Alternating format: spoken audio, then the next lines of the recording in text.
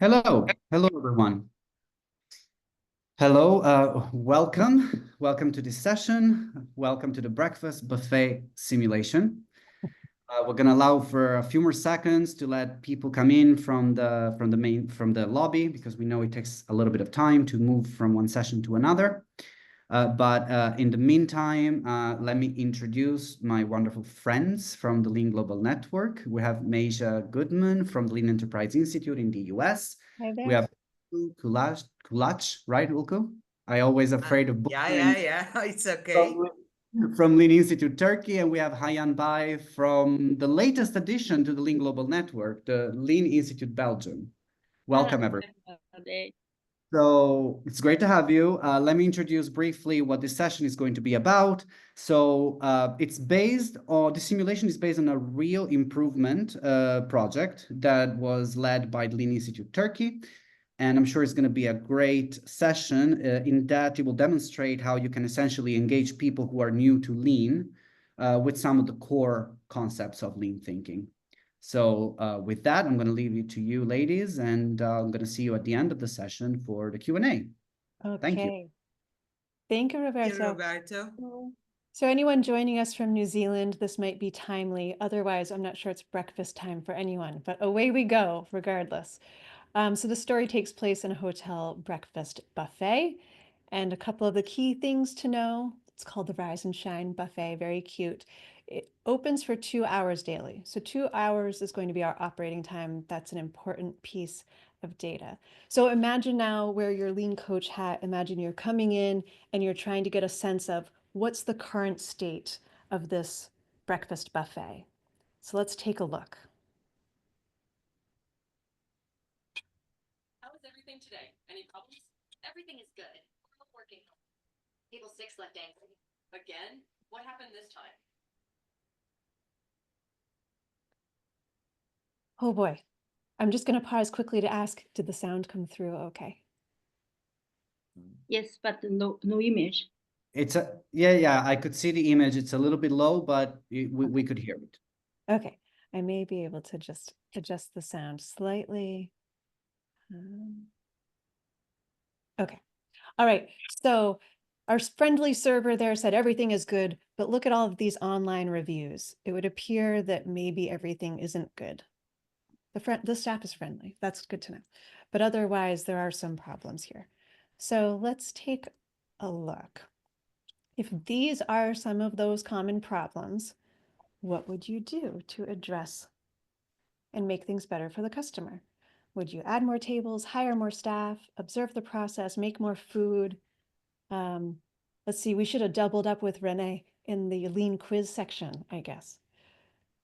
So we're just going to choose one path today, and maybe it's obvious to you already. We're going to go C, get it? Pretty clever. We're going to go observe the process with C. Okay, now the question is, which lean tool do you want to use to capture what you observe? There could be many ways to do this, and Ulku will talk through what they actually did. One way to capture our observations is spaghetti chart. We stick to a guest or to a waiter, like a shadow, watch and draw their movements. This experience allows us to witness many disruptions on site. Let's see. Here you see the layout of the restaurant. When the guests enter the restaurant, they usually head to buffet first. They take plates, fill them with the food they want, and then they have a seat. Some of the guests also may go to omelette station to get some freshly baked omelets. They order their drinks at the table and served by the waiters. After the meal time, which is an average of 45 minutes, guests leave the restaurant. When we observe the servers, we see they go back and forth between tables, drink station, dish bin, kitchen entry many times, as shown with green arrows.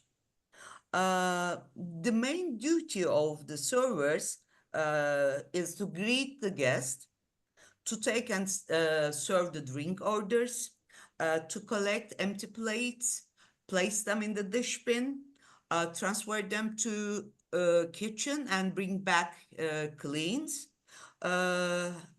and clean and prepare the tables for the next guest. As a result, three main problem areas were seen immediately. Wait for drinks, run out of plates, and queues in front of omelette station.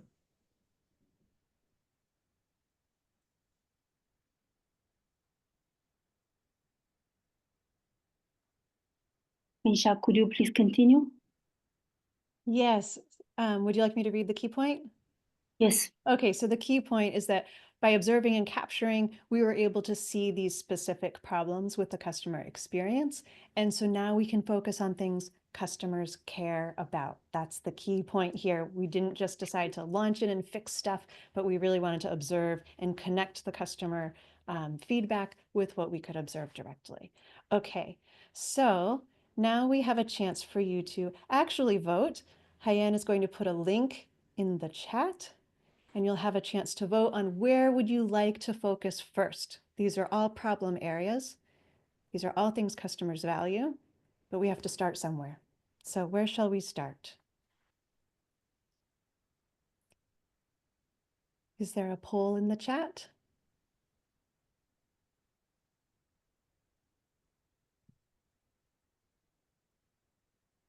Yeah, the poll is now in the chat.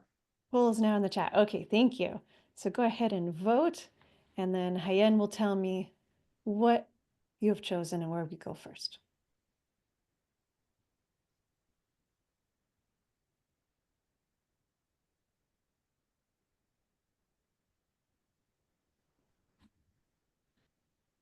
Okay, where should we go?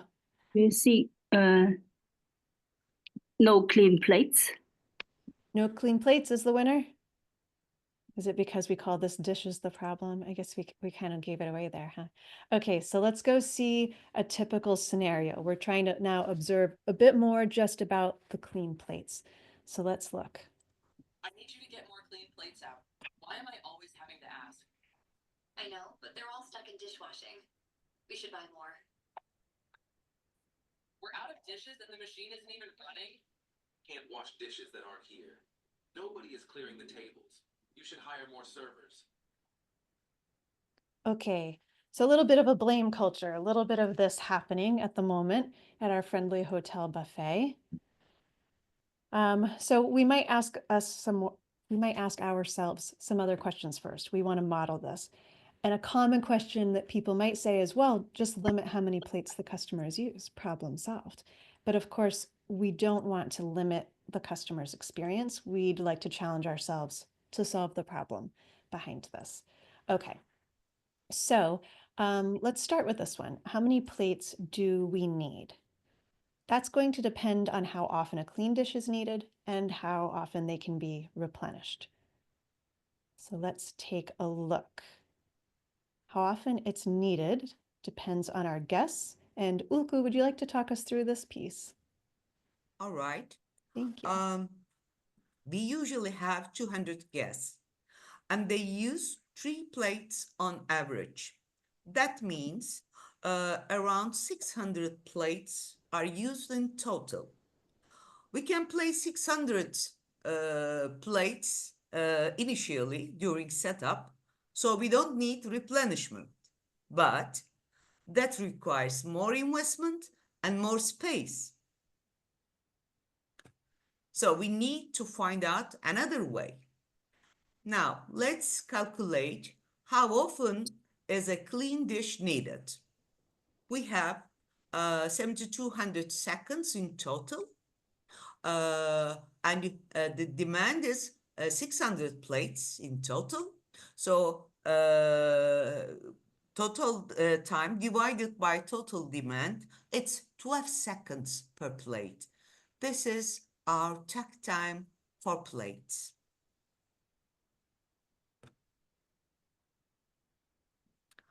Are we able to provide a clean plate in every 12 seconds? Not yet.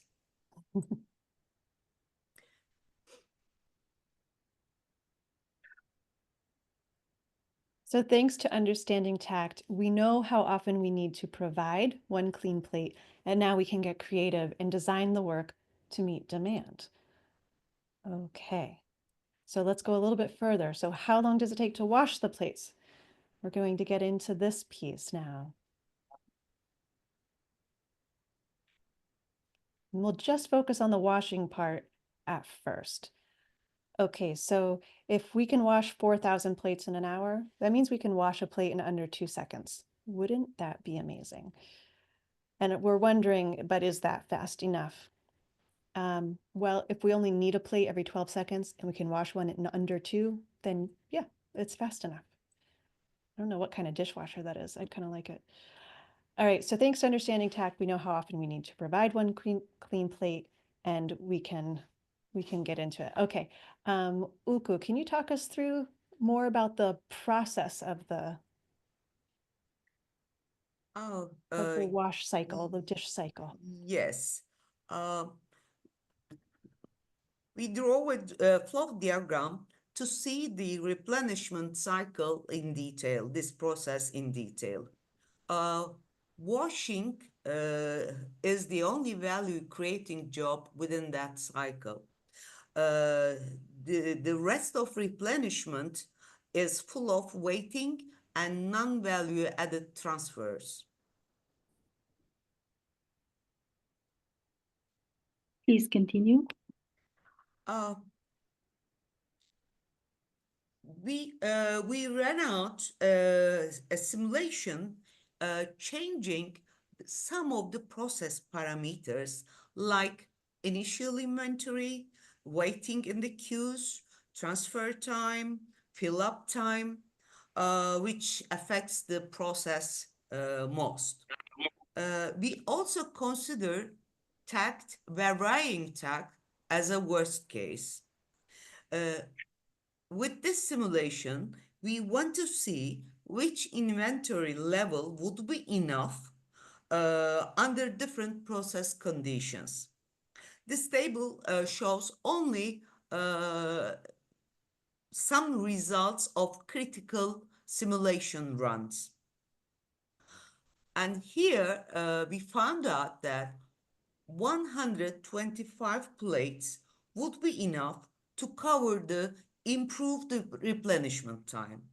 If we have smaller dish bins, more frequent transfers, improved transfer methods, and less waiting via better visual signaling and clear responsibilities, replenishment time gets shorter, so the initial inventory.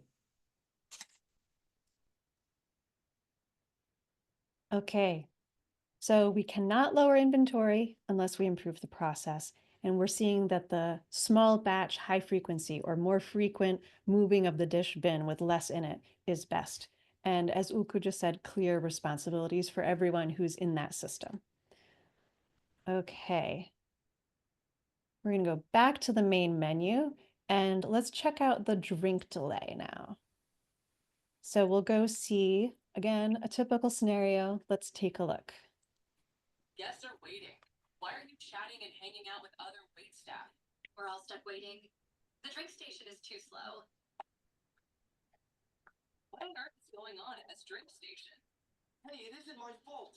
It's impossible to keep up. Impossible to keep up, says the barista. Okay, so if that's how the barista feels, should we just maybe fire that one, get a new one? Maybe we ask for a second one. Maybe we get a second drink machine to make it easier. These are all really common solutions that we might jump to. You probably already know these are all bad options. But okay, let's go with bad option A. no matter what, we first really need to understand customer demand. For all of you lean experts out there, this was obvious, right? So let's find out, how often is a drink ordered? We know we have 7,200 seconds of buffet service. We usually have 200 guests. Most of them, 80%, order drinks. And of those 80%, they order 2 drinks. So just some quick math here, 200 times 80% times 2, 320 drinks in 7,200 seconds. That's 22 seconds per drink. So that's our demand rate for drinks. Okay, can we do that? Let's find out. 10 seconds for the machine, 5 seconds for hands-on time to take the mug and place it in the tray. So that's a total of 15 seconds processing time. If we divide that by our demand rate, then we know that 1 barista should actually be more than enough.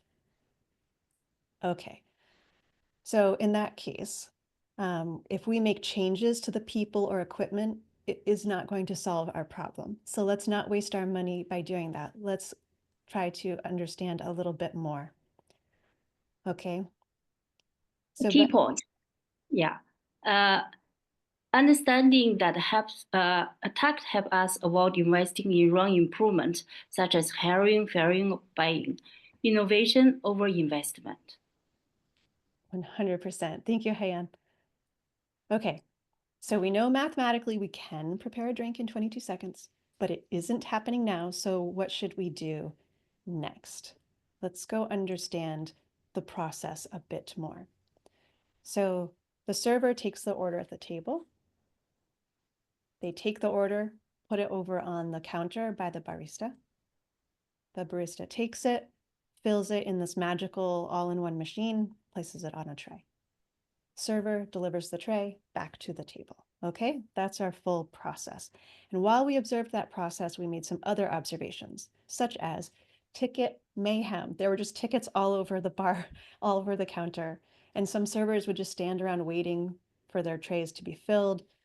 Sometimes they might give it verbally, you know, table 4, the little boy spilled his orange juice. Can I get a new one real quick? That type of thing.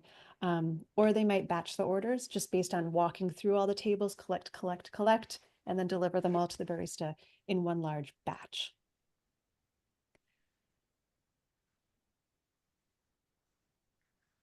And what happens if, let's see, we mix up the sequence, I mean the ticket chaos, or orders come in batches?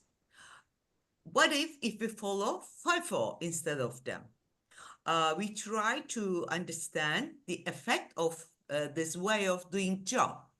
For this, we take a sample order of 10, which the order number shows the priority of the order according to the time it's received from the guest. And one order, one table, each has different number of drinks to be served at the same time to the table. So with this 10 order, we run another simulation and compare the ways of doing job and see how are the results.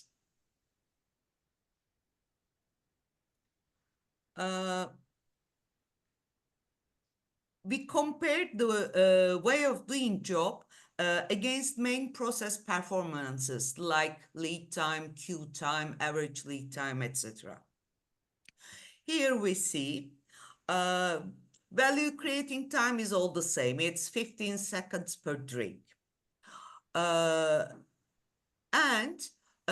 if you look at the numbers, you can see that the worst case is batching. Best results obtained by FIFO. With mixed sequence, average order lead time shorter, but the queue time is longer. That means some orders delivered very quickly, while some others delayed too much. And with FIFO, we still have a gap between value creating time and lead time.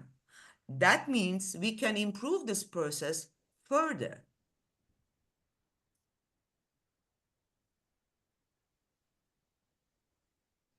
Key points. Batching makes everything worse. One piece flow in FIFO takes least time. Even without FIFO, one piece flow produces better results compared to batching. Without FIFO, queue time increases. Okay, let's see. Let's see how far we can get through this long food lines example. We'll go as far as we can, and then Roberto, interrupt me whenever we need to start taking some questions. Okay? No All right, problem. so you chose, isn't that funny? I've been directing us. Okay, so I chose for you long food lines. Let's go take a look. Why are so many people standing around in the corner? They're waiting for their fresh omelets. I'm terribly sorry about the wait, everyone. Why don't you get another cook out here? Yeah, just get another cook. That's what the customer says. Oh, no, customers are naive. Don't listen to them. Maybe let's find out. And of course, you know what we're going to choose. Let's go see. Let's find out how many cooks we actually need.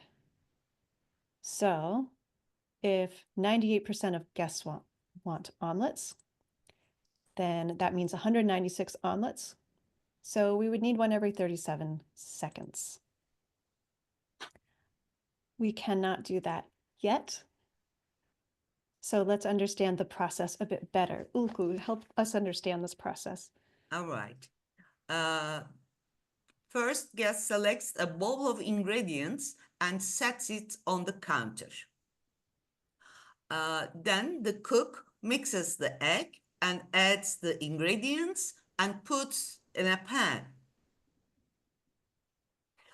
Then omelette starts to cook, which takes 120 seconds. After cooking, cook plates the omelette and hands it to the guest.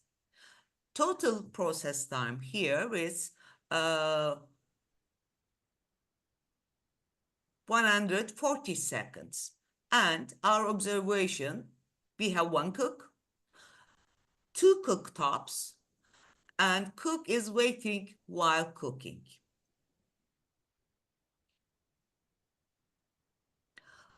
Let's make it more visual.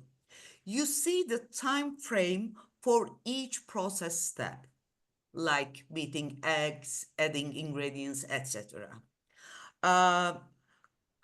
And on the right, you see the time frame and how long each step takes.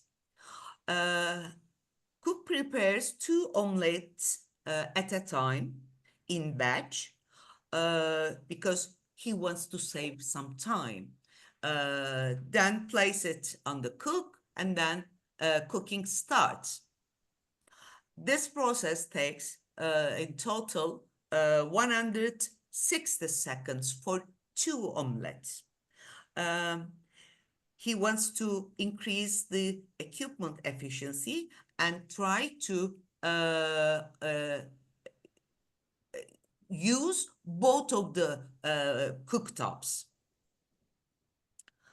But if he does one piece flow, prepare one omelette, put for cooking, while it was cooking, prepare another one.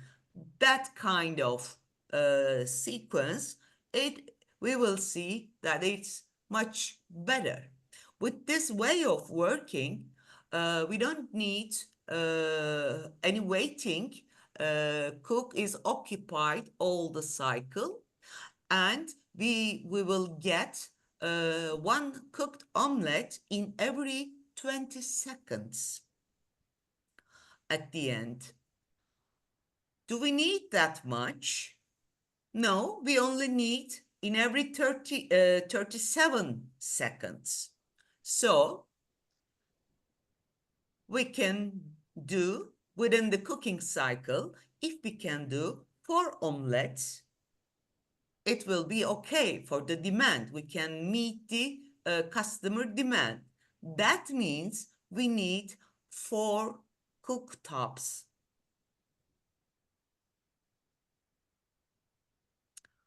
As we see, we don't need any more cooks, but we need 2 more cooktops.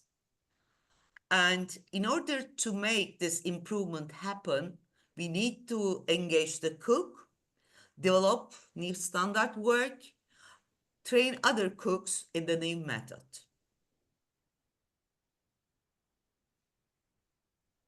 Key point.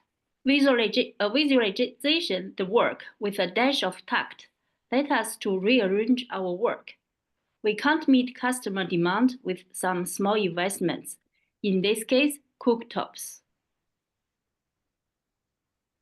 Excellent. So a quick wrap up here. We hope you learned some things about tact, but also we have a few key points here. To better serve our customers, we need to understand their experience. That's really critical. And that the lean principles, they didn't fix our processes, but it helped us to improve them. It acted more as like guidelines for us. And tact is simply the speed of customer demand.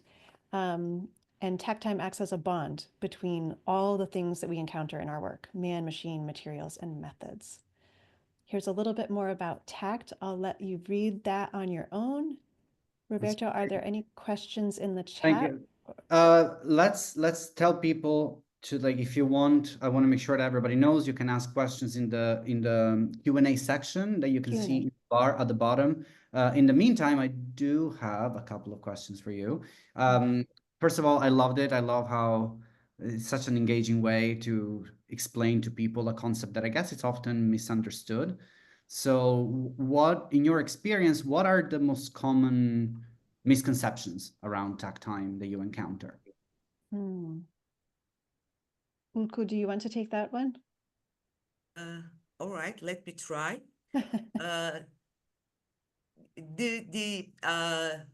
Maybe the first, it's not for every business.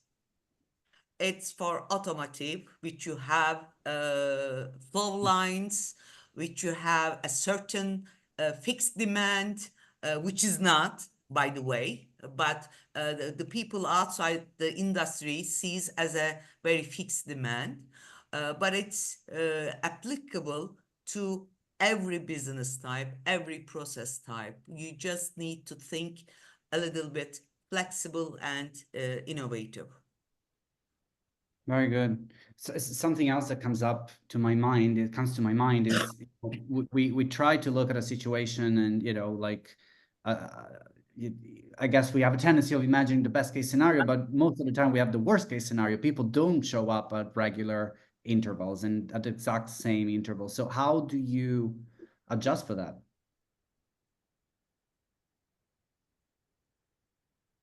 Well, let's me start, and then maybe my friends also comment on this. In that case, still we have an average, although the variation is high. We can arrange the process around average, but we should need alternative scenarios. For example, in restaurants, in hospitals, there are huge demand differences between the time frames of the day. So your staffing, number of staff, you have plan B for low demand times, and you will have plan B for high demand times. You can arrange it, but still, they both have tact, but different tact. And in our simulation, that's why we take 2 different tact value. Very good. There is a quick question from the audience, actually. I would like to read it out. We have 1 more minute. How to make the observation without appearing as an audit? Because that may show not normal time, because the operators could be better in the operation observed. Yeah, so how do you do that? That's a great question. Josh Howell wrote a really great article about that when he was observing, but it wasn't connected with the workers at all first. So of course you can imagine somebody you don't know showing up with a clipboard and a stopwatch. It's very intimidating. So the main thing is to make a connection with the worker first. In this scenario, we were just coming in and looking, you know, because they don't see us looking, we're on a webinar. But in reality, we should go and make a connection with this person, make sure that they feel safe with us observing them, ask permission to observe, introduce ourselves, share what we're doing, all of these things. Very good. Great And question. make it together with them. That's right. That's another good point. You know, we can go over for 1 minute because there's another question by Nima. Hi, Nima. Have you considered changing the station locations on the breakfast floor in order to optimize traffic flow? Yes, we did. Of course, the real case was much more complicated and we did lots of things, but we present here a simplified version of it. Yes, we did change the layout at the backstage as well as at the restaurant place. Very good. And I Ladies, we're just- out of time. We're out No, of time. Mesa, do you wanted to say something else? Please email us, any of us, if you're interested in using this type of simulation to help train people who you work with. That's part of our point of making it. So I hope it was helpful for you. Thank you. I'm sure it was. Thank you very much, my friends. Meja, thank you. Ulku, thank you. Hayan, thank you very much. Great session. And I'll see you soon. Thank you. Bye, everybody. Thank all the Bye. audiences. Bye-bye. Thank you, Bye. Roberto.